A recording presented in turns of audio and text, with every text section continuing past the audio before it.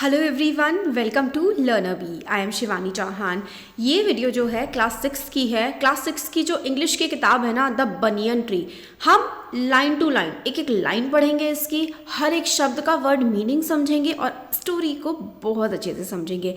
और अगर आपको वीडियो पसंद आता है और चैनल पर नए हैं तो ज़रूर सब्सक्राइब करें, वीडियो को लाइक ज़रूर करें, क्योंकि इससे हमें मोटिवेशन मिलता है और वीडियोस बनाने के लिए। तो देखिए, द बनियन ट्री, सबसे पहले तो चैप्टर का नाम ही समझते हैं। बनियन, बनियन जो शब्द है ये इंग्लिश में है बरगद के लिए। तो बरगद का पेड़ या फिर जो वट वृक्ष होता है ना, उसको हम लोग बनियन ट्री बोलते हैं। अब सबसे ऊपर लिखा हुआ है बिफोर यू रीड, मतलब आप पढ़ें उससे पहले आप ये जान लें। Have you seen a mongoose. अब मोंगूज क्या होता है, यहाँ पर पिक्चर में देखिए, ये जो होता है ना नेवला, नेवला जो है उसी को हम लोग मोंगूज बोलते हैं। तो क्या आपने कभी कोई मोंगूज देखा है? You have read in lesson 9, lesson 9 जो था उसमें पढ़ा था that a mongoose can fight with and kill a snake. तो जो मोंगूज है वो एक स्नेक के साथ फाइटिंग भी कर सकता है और तो और वो स्नेक को मार भी सकता है। तो जो ये मोंगूज कर सकता है। अब look at the pictures and read the lines given along with them.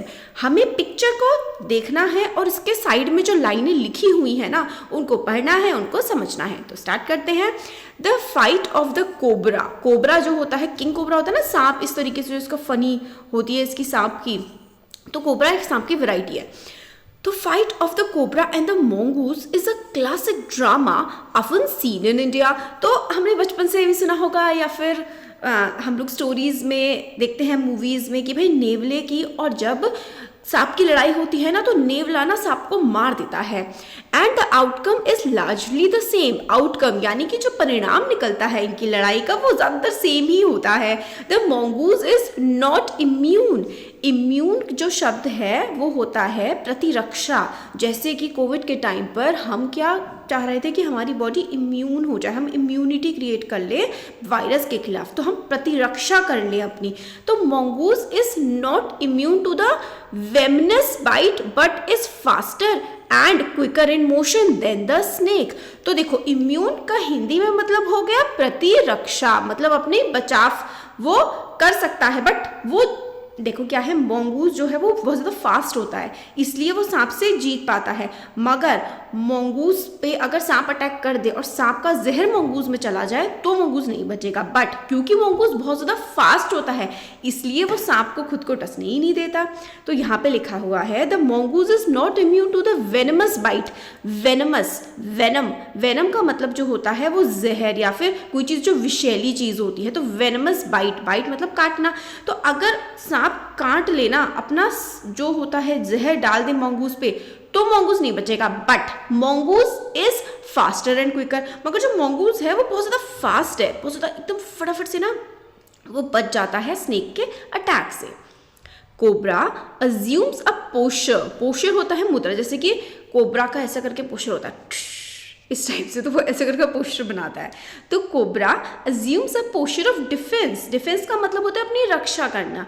तो कोबरा जो है अपनी डिफेंस का पोस्चर बना लेता है and attempts to reach the animal by sweeping strike. और अपना वो डिफेंस का जो है वो एकदम से पोस्चर बना लेता है और कोबरा अपने को बचाने की कोशिश करता है बाय अ स्वीपिंग स्ट्राइक। स्वीपिंग मतलब होता है व्यापक तरीके से टकराना, वो टकराने की कोशिश करता है एकदम से जो कोबरा है मोंगूज से।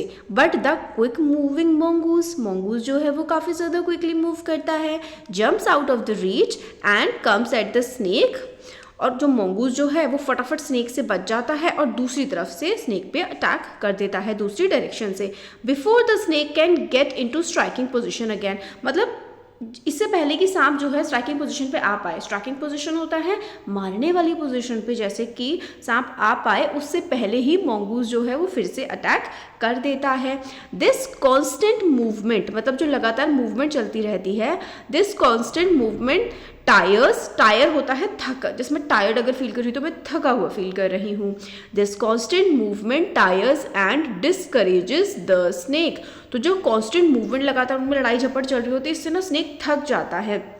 And the mongoose is finally able to leap in. Finally able to leap in मतलब मोंगूज जब स्नेक थक जाता है ना, तो मोंगूज फटाफट से छलांग लगाता है लीप इन क्लोज एंड बरी, बरी होता है गाड़ देना या दफना देना। तो वो क्या करता है, मंगूस अपने दांत स्नेक की गर्दन में गाड़ देता है, usually serving the joints of its vertebrae. तो सीवियरिंग मतलब विच्छेद कर देता है। वो जो सांप की हमारी जैसे रीढ़ की हड्डी होती है ना बैक में, ऐसे ही सांप की भी रीढ़ की हड्डी होती है। तो मंगूस अपने दांत इस तरीके से घुसाता है कि उसकी रीढ़ की हड्डी पे बहुत बुरी तरीके से अटैक कर देता है। मंगूस सांप की रीढ़ की हड्डी पे बहुत बुरी तरीके से अटैक कर देता है और रीढ़ की हड्डी का एक अंश टूट जाता है और इससे सांप मर जाता है और मंगूस जीत जाता है। तो चैप्टर में स्टार्टिंग में हमें सांप और मंगूस की लड़ाई कैसे होती है ये बताया हुआ है। अब you must have seen a banyan tree, आपने बरगद का पेड़ तो कभी ना कभी देखा होगा। This is a story about what the author saw, तो ये स्टोरी जो है कि भाई ऑथर ने क्या देखा। एज अ यंग बॉय, जब वो छोटे बच्चे थे तब ऑथर ने क्या देखा। When he was sitting in a old banyan tree in his grand fathers house, जब वो अपने ग्रैंड फादर के घर में ओल्ड बनियन ट्री के ऊपर बैठे हुए थे तब उन्होंने क्या देखा, ये हम अब इस स्टोरी में पढ़ेंगे। तो पार्ट 1 देखिए स्टोरी का। Though the house and grounds belong to my grandparents, मतलब जो घर था और जो ग्राउंड ज़मीन थी वो तो भाई मेरे दादा दादी की थी या नाना नानी, ग्रैंड पेरेंट्स इसमें लिखा हुआ है। तो ग्रैंड पेरेंट्स की थी। द मैग्निफिसेंट, मैग्निफिसेंट का मतलब होता है शानदार। The magnificent old banyan tree was mine, तो जो मैग्निफिसेंट यानी कि बहुत ही शानदार जो बनियन ट्री था ना वो मेरा था। घर मेरे ग्रैंड पेरेंट्स का था, ज़मीन उनकी थी, मगर जो वो ट्री था ना उस पर तो भाई पूरा मेरा ही हक था। चीफली मतलब मुख्य तौर पर because grandfather at 65 could no longer climb it, मतलब ग्रैंडफादर तो 65 के हो चुके थे तो वो भाई क्लाइंब करना होता है चढ़ना, तो वो पेड़ पे तो चढ़ ही नहीं सकते थे, तो वो पेड़ मेरा ही अब हो गया था। इट्स स्प्रेडिंग ब्रांचेस, स्प्रेडिंग यानी कि फैली हुई, ब्रांचेस टहनियाँ, जो बनियन ट्री की फैली हुई जो ब्रांचेस थी उसकी जो टहनियाँ थी। विच हंग, हंग का मतलब होता है लटका हुआ होना। Which hung to the ground and took root again, देखो जो बनियन ट्री होता है ना उसकी जो जड़ें होती है वो इतनी ज़्यादा बाहर की तरफ फैली होती है और उसकी जो ब्रांचेस होती है वो ऐसे नीचे की तरफ होती हैं। तो बिल्कुल मतलब यहाँ पे देखो पिक्चर में आएगा ऐसे करके, इसकी देखो ब्रांचेस जो होती है ना वैसे नीचे की तरफ फैली हुई होती है और इसकी जो जड़ें होती है वो इस तरीके से ब्रांचेस और जड़ें ना पूरी की पूरी मिल रही होती है एक बरगद के पेड़ पर, बनियन ट्री पर। तो यही हमें इसमें बताया गया है कि भाई उसकी जो ब्रांचेस हैं और उसकी जो रूट्स हैं वो तो बिल्कुल मिलने को ही आ रही थी। Forming a number of twisting passages, twist करना होता है किसी चीज़ को घुमा देना, तो वो ट्विस्टिंग पैसेजेस बना रही थी। गेव मी एंडलेस प्लेजर, तो मतलब ना जो राइटर थे वो उसको देखते थे और उनको बड़ी खुशी होती थी कि भाई कितना मज़ा आ रहा है कि किस तरीके से मतलब चल रहा है सब। राइटर को ना ये सब देखने में बड़ा मज़ा आता था कि कैसे पेड़ की टहनियाँ और उसकी जड़ें ऐसे मिल रही हैं। Among them were squirrels and snails and butterflies, अब वहाँ पर और भी बहुत सारी चीज़ें थी। स्क्विरल यानी कि गिलहरी थी, स्नेल एक छोटा सा जानवर होता है, बटरफ्लाइज तितलियाँ, ये बहुत सारे जानवर थे जो वहाँ पर घूमते रहते थे और राइटर उनको देख करके बड़े खुश होते थे।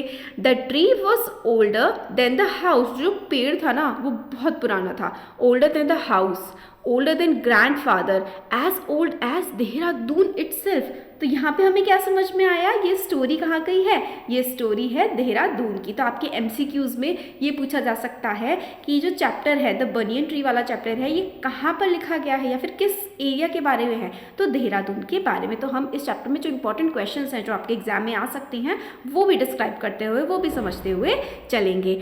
I could hide my self in its branches behind thick green leaves and spy on the word below. तो जो पेड़ था ना वो बहुत ही पुराना था, मैं उस पेड़ में खुद को हाइड कर सकता था, यानी कि मैं उस पेड़ में खुद को छुपा सकता था उसकी ब्रांचेस में, और उसकी जो गहरी ग्रीन कलर की थिक होता है मोटी मोटी लीव्स थी ना उसमें भी मैं छुप सकता था, उसकी ब्रांचेस में मैं छुप सकता था और पूरी दुनिया पर स्पाई कर सकता था, यानी कि पूरी दुनिया पर नज़र रख सकता था या फिर जासूसी कर सकता था। स्पाई का मतलब होता है जासूस। My first friend was a small grey squirrel, मेरे जो पहली दोस्त थी ना वहाँ पर वो थी एक छोटी सी ग्रे कलर की गिलहरी। आर्चिंग हिज बैक, आर्चिंग देखो आर्च बनाने का मतलब होता है घुमावदार सा कुछ बना लेना, arching his back and sniffing into the air, वो अपनी जो बैक थी उसको ऐसे करके आर्च कर देती थी और स्निफ करना होता है सूंघना, इस तरीके से वो सूंघती थी हवा में। He seemed at first to resent my invasion. Resent करने का मतलब होता है डिसलाइक करना या नापसंद करना। स्टार्टिंग में ना उसको पसंद नहीं आता था कि मैं जो है पेड़ पे आ जाता हूँ। माई इन्वेजन मतलब मेरा आक्रमण या फिर मेरा घुसना पेड़ पर, इस तरीके से स्टार्टिंग में तो उस स्क्विरल को पसंद नहीं आता था क्योंकि उसकी इन्वेजन हो रही थी प्रिवेसी की, मतलब उसकी एकांतता की जो थी ना, देखो मस्त अकेली रहती थी, वो घूमती फिरती थी, अब राइटर रहता था, तो स्टार्टिंग में तो स्क्विरल को अच्छा नहीं लगता था। But when he found that I did not arm myself with catapult or air gun, he became friendly. तो बट जब गिलहरी को पता लगा कि मेरे पास कुछ भी आर्म्स नहीं है, कोई हथियार नहीं है, कोई कैटापल्ट, कैटापल्ट गुलेल होती है ऐसे करके खींच के मारते हैं, तो वो गुलेल होती है। तो जब गिलहरी को पता लगा कि राइटर के पास कोई भी गुलेल नहीं है, कोई भी एयर गन नहीं है, तो जो है वो फ्रेंडली हो गई। तो गिलहरी को लगा ठीक है ये मुझे कुछ नुकसान नहीं पहुंचाएगा, तो मैं इसके साथ आराम से खेल सकती हूँ, मजे कर सकती हूँ। And when I started bringing him pieces of cake and biscuit he grew quite bold and was soon taking morsels from hand. अब फिर क्या हुआ, जब मैं उसके लिए छोटे छोटे केक या बिस्किट लेकर के आने लगा तो वो काफ़ी ज़्यादा बोल्ड हो गई, वो काफ़ी ज़्यादा खुश होने लगी मेरे से और मेरे हाथ से ही निवाले लेने लगी। ये जो मॉर्सल्स होता है ना, स्मॉल पीसेज ऑफ फूड या फिर निवाला, तो वो डायरेक्ट मेरे हाथ से ही निवाले लेने लगी फिर तो। Before long he was delving into my pockets. तो डेल्विंग मतलब होता है गोइंग डीप, किसी जगह गहरी खोज के लिए जाना। तो वो दोस्त बन गई, पहले तो हाथ से खाने लगी, फिर जैसे ही राइटर आते तो राइटर की ऐसे करके ना पॉकेट्स में घुस जाती वो और देखती कि कुछ खाने का तो नहीं है। And helping himself to whatever he could found, तो वो ढूंढने लगाया लगी जो भी है कि भाई कुछ खाने को मिल जाए, तो उसकी राइटर की पॉकेट में ही वो गिलहरी घुस जाया करती। He was a very young squirrel. तो देखो मैं करती कर रही हूँ, बट राइटर ने उसको ना मेल की तरह किया है कि वो स्क्विरल था, बट जनरली हम लोग बोलते हैं ना गिलहरी आ गई, तो इसलिए मेरे मुँह से ऐसे ही निकल रहा है। तो आप लोग ध्यान रखना कि राइटर ने ही के लिए मतलब गिलहरी मेल के लिए, लड़के के लिए प्रयोग किया है राइटर ने। तो गिलहरी जो था वो काफ़ी ज़्यादा यंग था, बहुत ही छोटा सा बच्चा था वो, और जो गिलहरी के जो दोस्त थे और गिलहरी के जो रिलेटिव्स थे ना, उनको लगता था कि probably thought him foolish and headstrong for trusting a human. तो जो गिलहरी के जो दोस्त थे, रिश्तेदार थे, प्रोबेबली यानी कि शायद गिलहरी के दोस्तों को, रिश्तेदारों को लगता होगा कि गिलहरी फूलिश है, बेवकूफ़ है, हेडस्ट्रॉन्ग, हेडस्ट्रॉन्ग का मतलब होता है हठी, ज़िद्दी है, और वो बेवकूफ़ भी है कि वो एक ह्यूमन को ट्रस्ट कर रही है, यानी कि एक ह्यूमन पर भरोसा कर रही है। गिलहरी तो बेवकूफ़ है क्योंकि एक ही गिलहरी जो है आया करता था राइटर के पास, बाकी तो दूर रहते थे क्योंकि वो गिलहरी छोटा था, तो उसको लगा ठीक है छोटे बच्चे तो थोड़ी होते ही है ना। तो गिलहरी वो आता था, खाता था राइटर के पास आकर के। इन द स्प्रिंग, स्प्रिंग होता है वसंत का मौसम। In the spring when the banyan tree was full of small red figs. Spring के टाइम, वसंत के टाइम जब बनियन ट्री छोटे छोटे रेड फिग्स, देखो फिग्स जो है ना किसी भी पेड़ के फूलों के लिए या उसके फ्रूट्स के लिए यहाँ पर राइटर ने इस्तेमाल किया हुआ है। फुल ऑफ फिग्स का मतलब होता है a sweet fruit with many seeds और on a tree with these grow, मतलब जिस पर एक पेड़ है उस पर छोटे छोटे फूल लग रहे हैं, छोटे छोटे फल लग रहे हैं, जिसमें बहुत सारे बीज है, उसको हम लोग फिग, फुल ऑफ फिग्स बोल सकते हैं। तो बनियन ट्री में जो है लाल रंग के फिग्स आ जाया करते थे वसंत के मौसम में। Birds of all kinds would flock into the branches, बहुत सारी जो चिड़िया होती है वो फ्लॉक कर जाती है। फ्लॉक करने का मतलब बड़ी संख्या में वहाँ पर बनियन ट्री पर आ जाया करती थी वसंत ऋतु में। द रेड बॉटम्ड बुलबुल, बुलबुल होती है ना बर्ड, उसका जो बॉटम होता है नीचे की तरफ से, बॉटम मतलब उसका नीचे वाला भाग रेड कलर का होता है, वो आ जाती थी। वो बहुत ज़्यादा चीयरफुल, बहुत ही खुशी से आती थी। एंड ग्रीडी मतलब खुशी से भी आती थी और लालची तौर पर भी कि खाऊंगी मैं आकर के। पैरट्स, माइना एंड क्रोज, तो पैरट्स, माइना, क्रोज स्क्वैबलिंग विद वन अदर। स्क्वैबलिंग का मतलब होता है छोटी छोटी सी बातों पर झगड़ा करना, तो एक दूसरे से जो पैरट, मैना, क्रो और ये सब आपस में झगड़ा किया करते थे। During the fig season, the banyan tree was the noisiest place in the garden.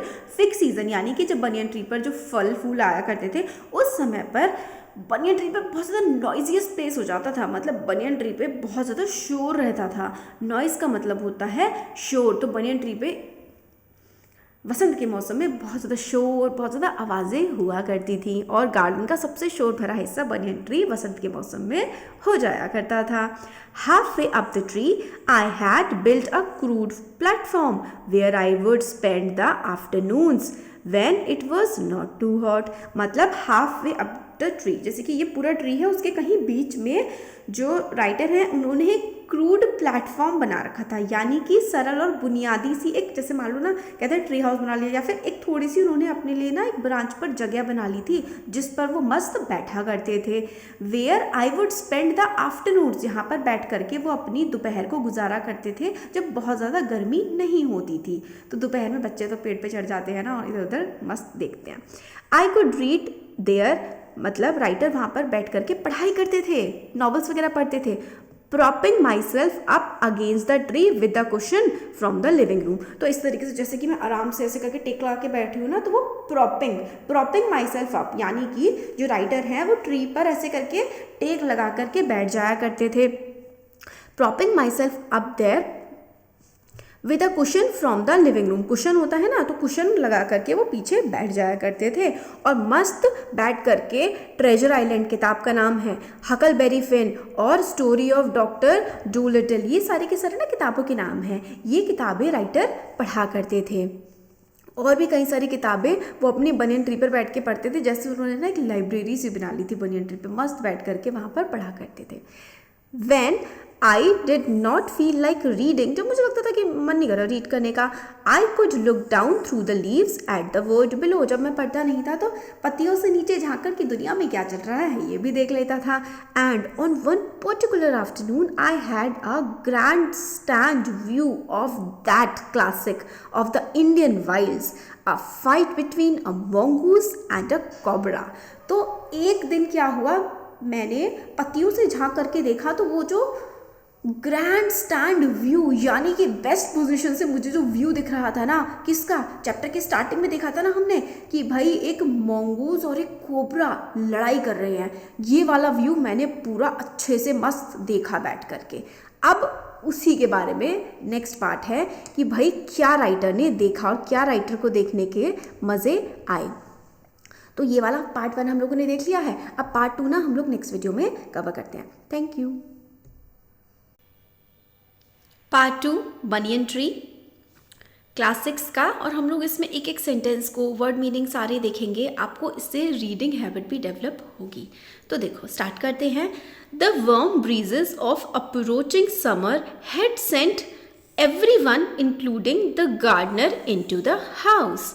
तो जो वार्म ब्रीजेस थी, यानी कि जो गर्म हवा थी ना, ऑफ अप्रोचिंग समर, यानी कि जो गर्म हवाएं थी आती हुई गर्मियों की ना, उसने सभी को अंदर भेज दिया था, यानी कि सब अपने घरों के अंदर बैठ करके आराम कर रहे थे, इंक्लूडिंग गार्डनर यानी कि माली भी घर के अंदर बैठ करके आराम कर रहा था, बहुत गर्मी थी क्योंकि।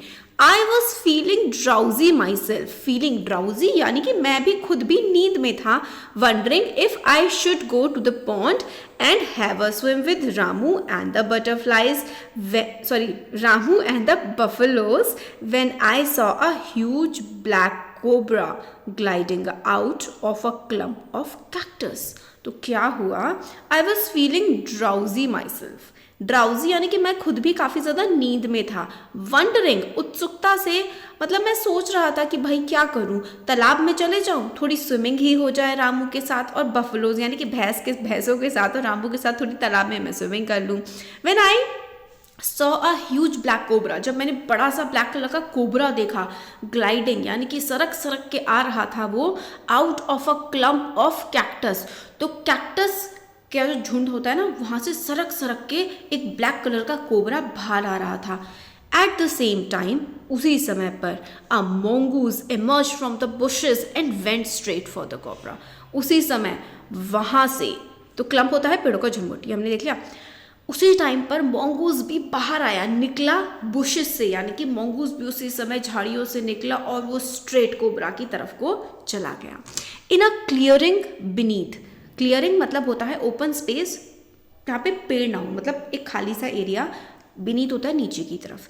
इन a clearing beneath the banyan tree in bright sunshine they came face to face.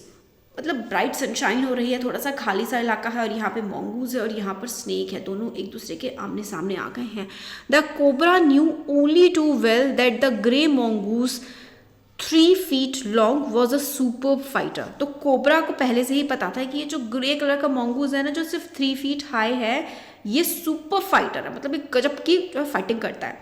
Clever and aggressive, चालाक है। क्लेवर का मतलब होता है ये चालाक है, और एग्रेसिव है, काफ़ी ज़्यादा आक्रामक है। But the cobra too was a skilful and experienced fighter. Cobra खुद भी काफ़ी स्किलफुल यानी कि कुशल और एक्सपीरियंस्ड, काफ़ी ज़्यादा अनुभवी फाइटर कोबरा खुद भी है।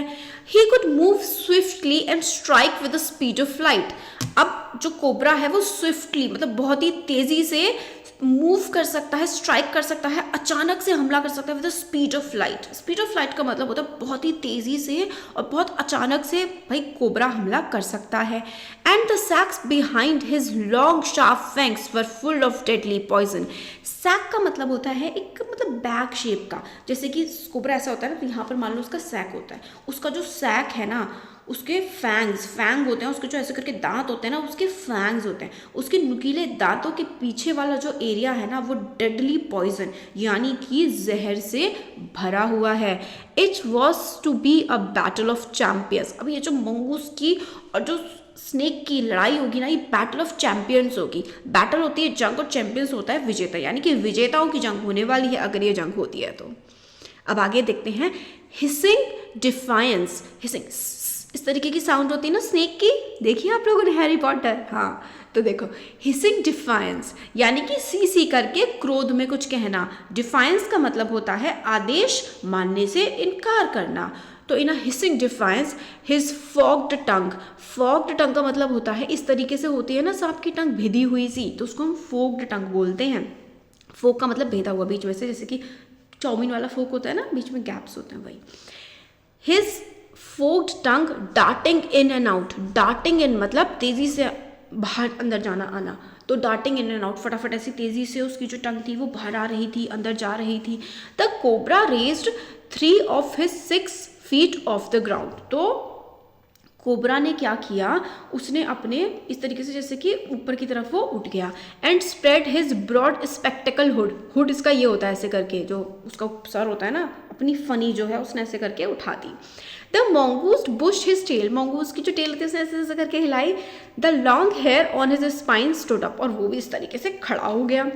दो the combatants were unaware of my presence in the tree. Combatants होते हैं लड़ाके। तो जो ये कॉम्बेटेंट्स थे ना, ये दोनों आपस में लड़ रहे थे, इनको पता नहीं था कि मैं जो है ट्री पर बैठा हुआ हूँ। अनअवेयर अनजान होता है, वो मेरी प्रेजेंस से यानी कि मेरी मौजूदगी से वो लोग अनजान थे। They were soon made aware of the arrival of 2 other spectators. Spectator होता है दर्शक। तो जैसे अगर आप क्रिकेट का मैच देखने जाते हैं तो यू आर स्पेक्टेटर देयर, आप वहाँ पर दर्शक होते हैं। तो मंगूस को और स्नेक को मेरे बारे में तो नहीं पता था, मगर 2 और लोग वहाँ पर आए। अराइवल होता है आना, उनके 2 और दर्शक वहाँ पर आए। कौन थे? वन वॉज मैना and the other a jungle crow. तो एक मैना और जंगल क्रो यानी कि कौआ वहाँ पर आ गए। They had seen these preparations for battle and had settled on the cactus to watch the outcome. तो मैना ने और क्रो ने ये सब प्रिपरेशंस देखी, और देखो यहाँ पर ये बैठे हुए हैं कैक्टस पर, और ये देखो इस तरीके से फनी निकाले हुए हैं, और ये देखो मंगूज ने इस तरीके से अपनी पूंछ ऊपर कर रखी है। दे had they been content only to watch, all would have been well with both of them। तो क्रो और मैना सिर्फ देखने से सेटिस्फाई नहीं थे, वो तो इस लड़ाई में पार्टिसिपेट भी करना चाहते थे। कंटेंट नहीं थे, सेटिस्फाइड नहीं थे वो सिर्फ देखने से, वो तो लड़ाई में पार्टिसिपेट भी करना चाहते थे। और देखो ये इस तरीके से चुपचाप राइटर ऊपर से अपनी पेड़ पे से देख रहा है, और यहाँ पर इन लोगों की ऐसे लड़ाई हो रही है। The cobra stood on the defensive, swing slowly from side to side, trying to mesmerize the mongoose into making a false move. तो कोबरा खड़ा हो जाता है इनटू डिफेंसिव। डिफेंसिव यानी कि वो रक्षात्मक, उस पर अपने पूरे खड़े हो जाता है। रक्षात्मक तरीके से कोबरा खड़ा हो जाता है। स्विंग यानी कि लहराते हुए, डोलते हुए, कभी इधर डोल रहा है, कभी उधर डोल रहा है। मेस्मराइज यानी कि मंत्र मुक्त करने की कोशिश कर रहा है वो मोंगूज को, ताकि मोंगूज कोई गड़बड़ कर बैठे। But mongoose knew the power of his opponent's glassy unwinking eyes. मगर मोंगूज को अपने ओपोनेंट यानी कि मोंगूज को स्नेक की आईज की पूरी जानकारी थी और उसकी तरफ देख ही नहीं रहा था, क्योंकि वो जो ग्लासी यानी कि कांच जैसी, अनविंकिंग जो चौकन्नी आंखें हैं ना कोबरा की, उस तरफ तो मोंगूज देख ही नहीं रहा था। वो रिफ्यूज कर रहा था and refuse to meet them, क्योंकि देखता तो खतरे में पड़ जाता। इंस्टेड मोंगूज स्नेक की तरफ नहीं देख रहा था, इसके बजाय instead he fixed his gaze at a point just below the cobras hood and opened the attack. तो उसने मोंगूज ने कोबरा की आंखों में नहीं देखा, बल्कि उसका जो फनी थी उसके नीचे की तरफ देखा यहाँ पर, और अपना अटैक उसने करना शुरू कर दिया। Moving forward quickly until he was just within the cobra's reach, the mongoose made a pretended move to one side. तो वो मूव करा क्विकली कोबरा की तरफ और उसने एक नाटकीय ढंग से एक तरफ को मूव कर, जैसे बिल्कुल स्टाइल में नाटक से उसने मूव करा। किसने? मोंगूज ने स्नेक की तरफ। Immediately the cobra struck. एकदम से कोबरा टकराया तेजी से। His great hood came down so swiftly that I thought nothing could save the mongoose. अब mongoose और जब कोबरा टकराए ना, तो इस तरीके से वो टकराए थे, मुझे यानी कि राइटर को ऐसा लग रहा था कि भाई mongoose अब नहीं बच पाएगा। But the little fellow, fellow होता है साथी, but the little fellow jumped neatly to one side and darted, मतलब अंदर बाहर जाना, डार्ट होना, and darted in as swiftly as cobra. तो भाई कोबरा ने अटैक किया, बट मोंगूज ने भी इतनी स्विफ्टली, इतनी तेजी से वहां से गया कि अब वो कोबरा के अटैक से बच निकला। Biting the snake on the back and darting away again out of the reach. वो कोबरा से तो मोंगूज बच निकला, मगर मोंगूज ने ना बाइट कर लिया, काट लिया स्नेक की बैक पर, और डार्ट हो गया, मतलब तेजी से मोंगूज ने काट लिया स्नेक की बैक पर और फटाफट तेजी से वहां से भाग गया। तो किसने काटा? मोंगूज ने काटा स्नेक की बैक पर। At the same moment that the cobra struck, the crow and the myna hurled themselves at him only to collide heavily in mid air. और जैसे ही कोबरा टकराया था ना मोंगूज से, वैसे ही क्रो और मैना भी हर्ड यानी कि जोर लगाकर एक दूसरे की तरफ आए, एक दूसरे से कोलाइड हो गए। कौन? क्रो और मैना भी उड़ के आए, एक दूसरे से टकराए बीच हवा में और चुपचाप जा करके फिर अपनी जगह पर ही बैठ गए और चीख मारी उन्होंने। Striking insults at each other they return to the cactus plant. टकराए कौन? मैना और क्रो आकर के टकराए मिड एयर में, और फिर उसके बाद एक दूसरे को थोड़ा थोड़ा उल्टा सीधा बोला, चीख मारी, इंसल्ट करी एक दूसरे की, और वापस चुपचाप आ करके पेड़ पर बैठ गए फिर दोबारा। अब few drops of blood glistened on the cobra's back. अब क्योंकि कोबरा के बैक पर अटैक कर दिया था मोंगूज ने, तो कोबरा की बैक पर थोड़ा सा खून चमका। ग्लिस्टेंट का मतलब होता है चमकना, तो कोबरा की बैक पर अब थोड़ा सा खून चमका।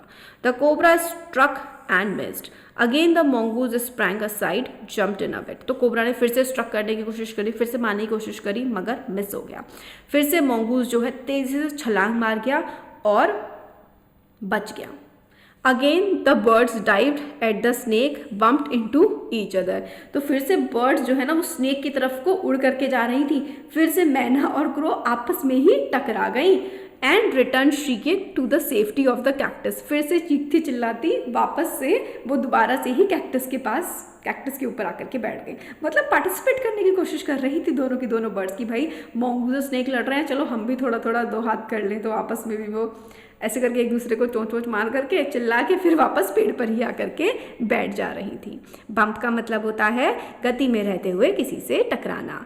The third round followed the same course as the first but one dramatic difference. The crow and the myna, still determined to take part in the proceedings, dived at the cobra, but this time they missed each other as well as their mark.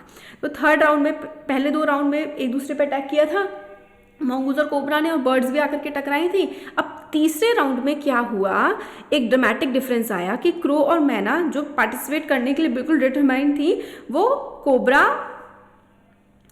पर लपकी जा, क्योंकि दोनों की दोनों सोच रही थी कि हम कोबरा पे लपकेंगे जा करके। मगर इस बार क्या हुआ, इस बार वो एक दूसरे से भी नहीं टकराए और ना ही वो कोबरा से टकराई जाके।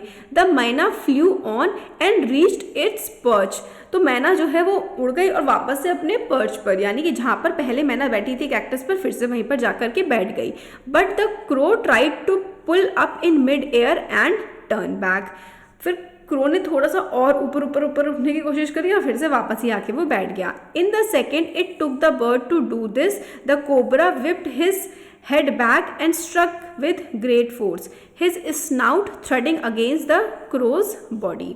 अब देखो क्रो जो है वो थोड़ा नीचे की तरफ आ गया था, मैना तो वापस जा करके बैठ गई थी। बट जो सेकेंड टाइम में क्या हुआ कि बर्ड जब इस तरीके से जा रही थी तो कोबरा ने विप किया, मतलब इस तरीके से मुड़ा, उसने अपनी गर्दन को मोड़ा और बहुत ही तेज़ी से स्ट्रक कर दिया हिज स्नाउट। स्नाउट मतलब अपना जो नोज़ और मुंह वाला जो पार्ट होता है ना जानवर का, उसको हम लोग स्नाउट कहते हैं।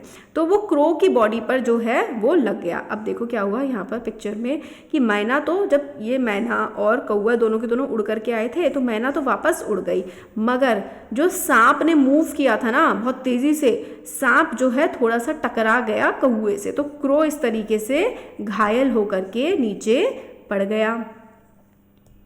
अब देखो I saw the bird flung nearly 20 feet across the garden। मैंने देखा लगभग 20 फीट तक जो मैना उड़ करके चली गई। It fluttered about for a while then lay still। फिर थोड़ी देर तक ऐसे करके फड़फड़ाया और फिर वो स्टिल रह गया। The मैना remained on the cactus plant।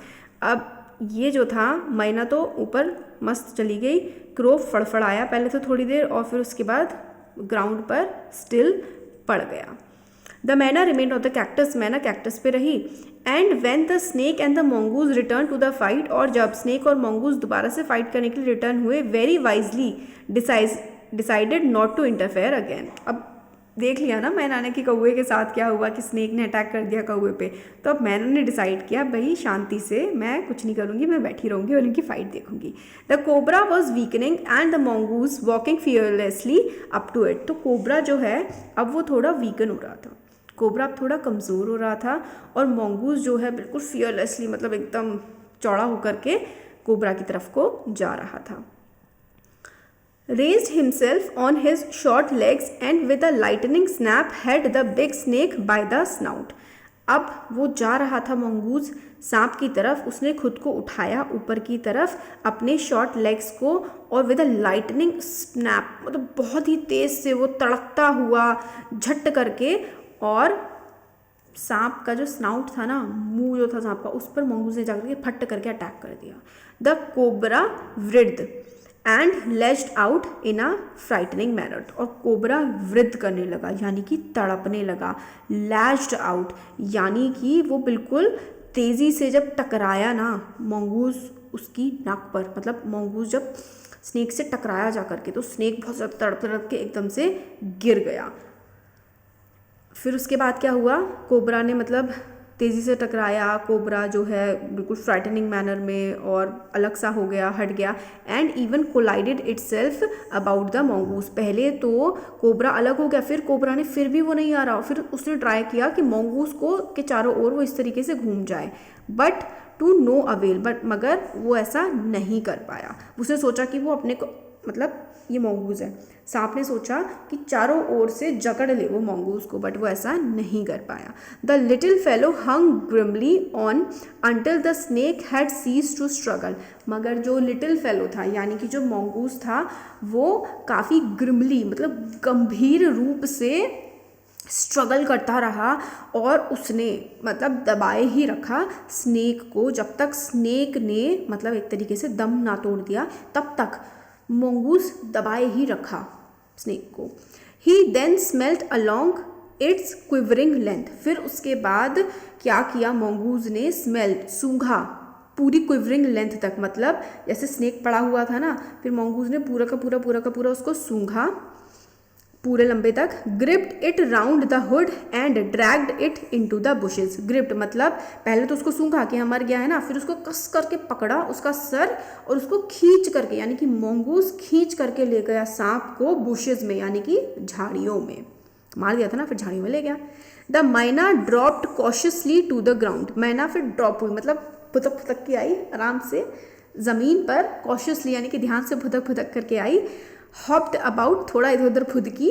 Peered into the bushes from a safe distance, और फिर पियर्ड यानी कि थोड़ा सा ना झांकना, झांका उसने बुशेस में, जो झाड़ियाँ थी उसमें देखा दूरी से, ये नहीं कि पास जाकर के डर गई थी कौवे के साथ क्या हुआ है। And then with a shrill cry of congratulations flew away, उसने झांका और फिर श्रिल क्राई मतलब बहुत ही तेज आवाज में वो चिल्लाई, एक तरीके से जैसे कंग्रेचुलेट कर रही हो, बधाई दे रही हो मंगूस को, और फ्लू अवे, और फिर वो वहाँ से उड़ गई। तो ये थी पूरी की पूरी स्टोरी, और ये स्टोरी लिखी है रस्किन बॉन्ड ने। क्या आपको पता है रस्किन बॉन्ड मसूरी में रहते हैं? तो ये हो गया हमारा का चैप्टर कंप्लीट। क्वेश्चन आंसर्स भी हम जल्दी लेकर के आएंगे। वीडियो पसंद आए तो लाइक करें, चैनल को सब्सक्राइब शेयर करें। Thank you.